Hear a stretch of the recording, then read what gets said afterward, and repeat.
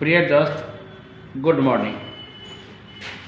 प्रत्येक दिन हम हिंदू का करंट अफेयर्स, इंडियन एक्सप्रेस और अन्य जो करंट अफेयर्स आपके लिए ज़रूरत है उसको मैं डालता हूँ। आप लाइक भी करते हैं, सब्सक्राइब भी करते हैं, इसके लिए 100 हृदय धन्यवाद। फर्स्ट क्वेश्चन है, आप जानते हैं कि यूक्रेन और रसिया युद्ध चल रहा है, 1 साल से अधिक हो गया युद्ध में। यूक्रेन है बायो वेपन के इस्तेमाल पर वह सोच रही है और केमिकल हथियार पर भी, दोनों वो तेजी गति से बना रहा है। तो आपको समझना है कि बायो वेपन क्या होता है और केमिकल वेपन क्या होता है। सर्वप्रथम केमिकल वेपन के संबंध में समझिए। केमिकल वेपन में इंसान घुट घुट कर मरता है, आँख पर इसका बुरा प्रभाव पड़ता है, लंग्स पर बुरा प्रभाव पड़ता है और केमिकल वेपन यूज हो जाता है।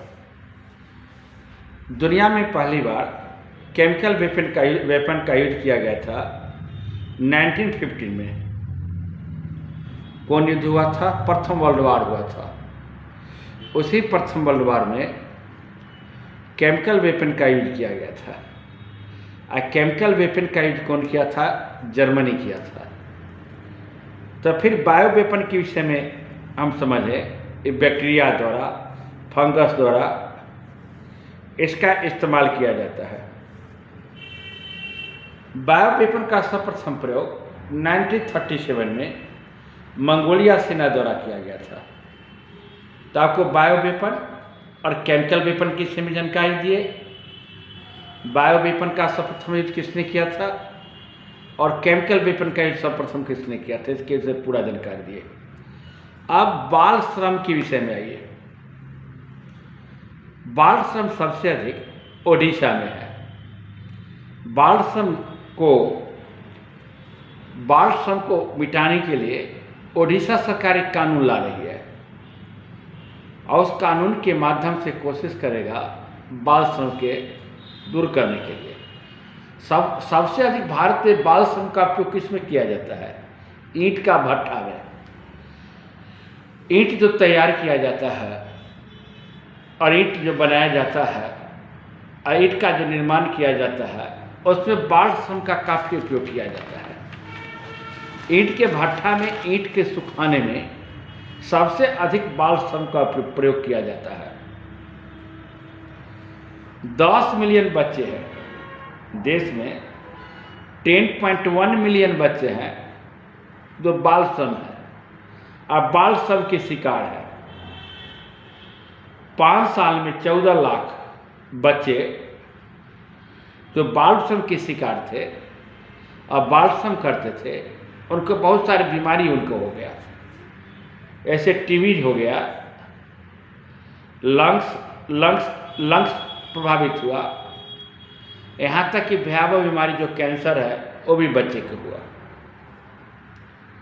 बाल श्रम के लिए भारत सरकार में बहुत सारे कानून हैं। आर्टिकल 23 कहता है बाल श्रम। अगर छोटे बच्चे को आप काम करवाते हैं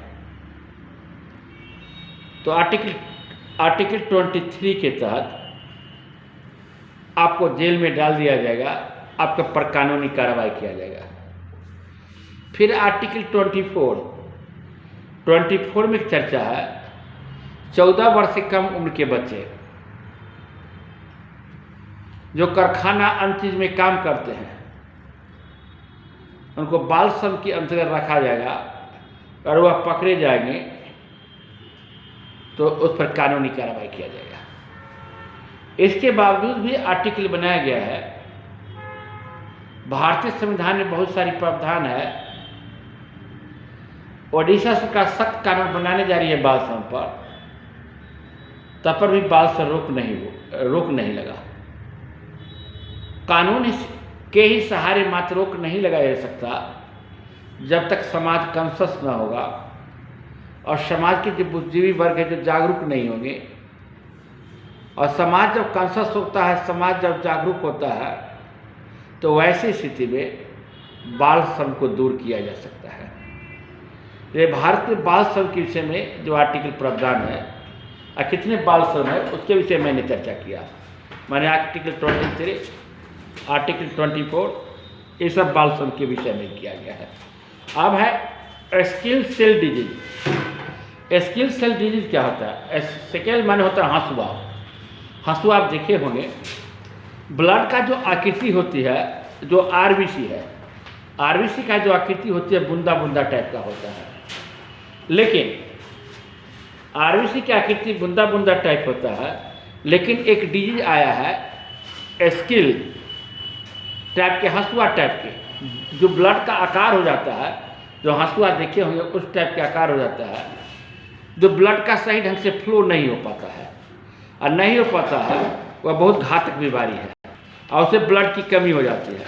भारतवर्ष में हर सेकेंड महिला एनीमिया के शिकार है। एक आंकड़ा आया है कि भारत में हर सेकेंड महिला एनीमिया का शिकार है। एनीमिया किसको कहते हैं? ब्लड में आयरन की कमी, ब्लड की कमी के कारण एनीमिया रोग होता है। भारत सरकार ने एक प्लानिंग के तहत जब एनीमिया होता है तो व्यक्ति को क्या होता है? थकान होता है, कमजोरी होता है, थकान और कमजोरी होता है, जिस कारण व्यक्ति सही ढंग से कोई काम नहीं कर सकता है। सिकल डिजीज है, उससे भी खतरनाक डिजीज है। इसके लिए क्या करना चाहिए? इसको treatment, bone marrow transplant, bone marrow transplant, तो बोन मैरो ट्रांसप्लांट कराने से इस बीमारी को दूर किया जा सकता है।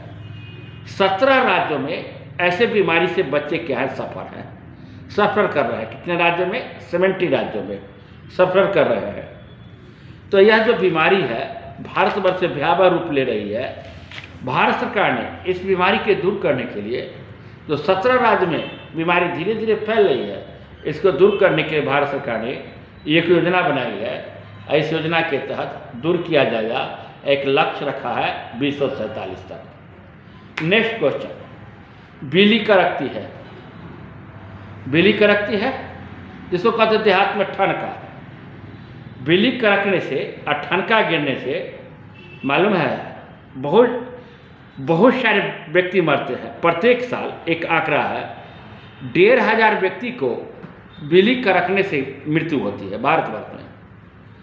इसको भारतवर्ष में राष्ट्रीय आपदा घोषित करना चाहिए, डिजास्टर घोषित करना चाहिए। बिहार सरकार जिस राज्य में हम लोग रखते हैं वह डिजास्टर घोषित कर दिया है। बिल्ली करकने से और ठनका गिरने से अगर व्यक्ति की मृत्यु होती है तो बिहार सरकार उसको 4 लाख रुपया देती है। लेकिन भारत में इस ढंग से प्रावधान नहीं है। पूरे भारतवर्ष में इस ढंग से प्रावधान करना चाहिए, क्योंकि बिल्ली गिरने से, क्योंकि सबसे अधिक मरते कौन है? खेत खलिहान में काम करने वाले मजदूर, और खेत में काम करते हैं किसान। उसी में बिल्ली करकती है, ठनका गिरता है, उसके शरीर पर गिरता है, गिरने का उसकी मृत्यु हो जाती है। इसको डिजास्टर घोषित, लेखक ने मांग किया है इसको डिजास्टर घोषित करना चाहिए। ठनका गिरता है इसके लिए। नेक्स्ट क्वेश्चन है नैनो यूरिया। नैनो यूरिया के विषय में जान लीजिए। यूरिया का इस्तेमाल आप कर रहे हैं। यूरिया का इस्तेमाल बोरा में आता है, 50 किलो का बोरा, 40 किलो का बोरा। लेकिन नैनो यूरिया का इस्तेमाल, नैनो यूरिया कौन बना रहा है? इफ्को बना रहा है। इफ्को ने इंडियन फर्टिलाइजर कॉर्पोरेशन ऑर्गेनाइजेशन ने नैनो यूरिया का निर्माण किया है। मिट्टी में नाइट्रोजन की मात्रा कम जाता है तब यूरिया का उपयोग करते हैं। नैनो यूरिया क्या है कि लिक्विड टाइप का बोतल में आएगा, 1 लीटर 1.5 लीटर का बोतल रहेगा, आप पानी में घोल दीजिए, खेत पे पटा दीजिए।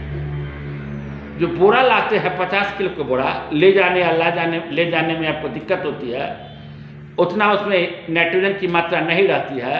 लेकिन नैनो यूरिया बनाने के बाद किसान को नैनो यूरिया देने के बाद इसमें क्या होता है? इसमें भी क्या होता है, आपको लिक्विड टाइप का होगा, खेत में उपयोग करेंगे, नाइट्रोजन की मात्रा बढ़ेगी। तो नैनो यूरिया का उपयोग धड़ल्ले से किसान मंजूरी मिल गई है।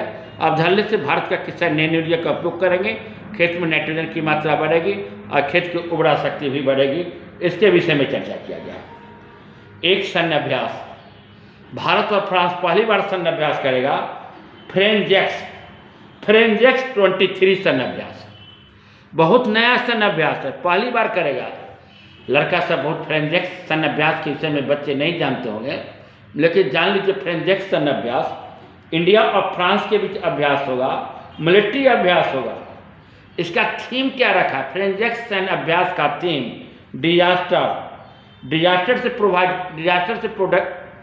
डिजास्टर से हमको सुरक्षा करना।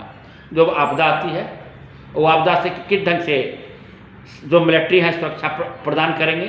जैसे बाढ़ आ गया, जैसे भूकंप हो गया, कोई डिजास्टर हो गया, वैसी स्थिति में किस ढंग से सुरक्षा पहुंचाया जाए, इसके लिए फ्रांस और इंडिया के बीच कौन है? फ्रेंजेक्स याद रखिएगा, फ्रेंजेक्स सैन्य अभ्यास 23।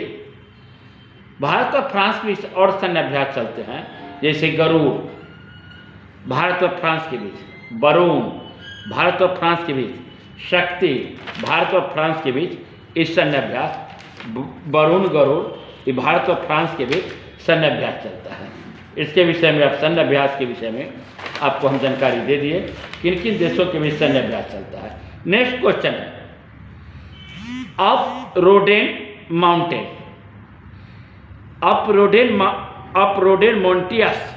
मोन्टियस, यह एक प्रकार का मेढक है। यह मेढक कहाँ बहुत दिनों के बाद यह मेढक दिखाई पड़ा है। यह मेढक कहाँ दिखाई पड़ा है? पश्चिमी घाट में। पश्चिमी घाट कहाँ से कहाँ तक है? पश्चिमी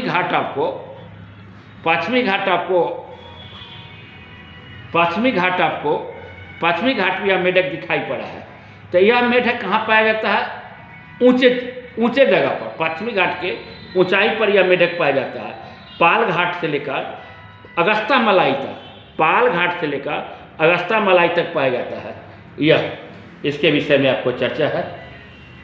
एक योजना है समर्थ योजना, समर्थ स्कीम है क्या? लॉन्च करने जा रही है भारत सरकार। आप पीडीएस देखे होंगे, पीडीएस के माध्यम से राशन उठाते होंगे। राशन में पुराना राशन कार्ड होगा, उसमें लिखा होगा नए ration card, smart ration card बनने जा रहा है। उसमें डालिए, आपका थंबिंग हो जाएगा और उसे पूरा नाम चलाएगा। तो पूरे भारतवर्ष में लागू करने जा रहा है पीडीएस सिस्टम को। नए टेक्नोलॉजी के तहत जो पुरानी राशन कार्ड आपको है, उस कार्ड को बदलकर स्मार्ट राशन कार्ड दिया जाएगा। स्मार्ट राशन कार्ड के माध्यम से आपको समर्थ पीडीएस सिस्टम क्या है? समर्थ पीडीएस सिस्टम के तहत, समर्थ पीडीएस सिस्टम के तहत आपको दिया जाएगा। भारत सरकार अत्यंत सुधार करने जा रही है। तो पीडीएस सिस्टम के विषय में जन वितरण प्रणाली, देहात में कहा गया जन वितरण प्रणाली, जो डीलर जो आपको राशन देते हैं। नेक्स्ट क्वेश्चन है सामर्थ्य स्कीम है क्या? सामर्थ्य स्कीम के विषय में जान लीजिए। कपड़ा सेक्टर में, इंडस्ट्री सेक्टर में जो मजदूर काम कर रहे हैं, टेक्सटाइल के सेक्टर में, जूट के सेक्टर में, वह मजदूर स्किल्ड नहीं है। जो स्किल्ड होना चाहिए, जो मजदूर निपुण होना चाहिए, वह मजदूर निपुण नहीं है। इसके लिए ट्रेनिंग दिया जाएगा, स्किल्ड के लिए ट्रेनिंग दिया जाएगा। और किस योजना के तहत? समर्थ स्कीम के तहत। जूट में, अन्य टेक्सटाइल उद्योग में जो लेबर काम कर रहे हैं, उसको समर्थ योजना के तहत ट्रेनिंग दिया जाएगा, ताकि वह स्किल्ड हो और सही ढंग से जूट और इसमें काम कर सके। तो फिर आपको समर्थ योजना के विषय में आपको हम जानकारी दे दिए। स्किल इंडिया प्रोग्राम के तहत समर्थ योजना की शुरुआत 2014 में हुआ है। 3 साल तक 10 लाख युवाओं को कौशल प्रशिक्षण देकर रोजगार दिया जाएगा। क्रियान्वयन की और यह मार्च 2024 तक इम्प्लीमेंट करने की बात की गई है। इसका उद्देश्य कपड़ा उद्योग, हथकरघा उद्योग, हस्तशिल्प उद्योग, रेशम उत्पादन, पटसन आदि परंपरागत क्षेत्रों में कौशल प्रशिक्षण दिया जाएगा। समर्थ योजना 18 राज्यों के साथ यह केंद्र सरकार काम कर रही है। समर्थ योजना के अंतर्गत सिखाने वाले कार्ड डिजाइनर परिधान तैयार किया जाएगा। कपड़ों और धातु जैसे हस्तकला। समर्थ योजना से लाभ क्या? कोई भी योजना भारत सरकार चलाती है, उससे लाभ क्या है? वस्त्र उद्योग को बढ़ावा मिलेगा, विश्व व्यापार में भारत की निवेश की क्षमता बढ़ेगी। स्वाभाविक है, स्किल्ड निपुण बनाइएगा, अच्छे क्वालिटी का कपड़ा निर्माण होगा, अच्छे क्वालिटी का कपड़ा निर्माण होगा तो इंटरनेशनल मार्केट में जाएगा, इंटरनेशनल मार्केट में जाएगा तो आपके कपड़ा क्या बिकेगा, आपके कपड़ा बिकेगा तो भारत के आय में बढ़ोतरी होगी।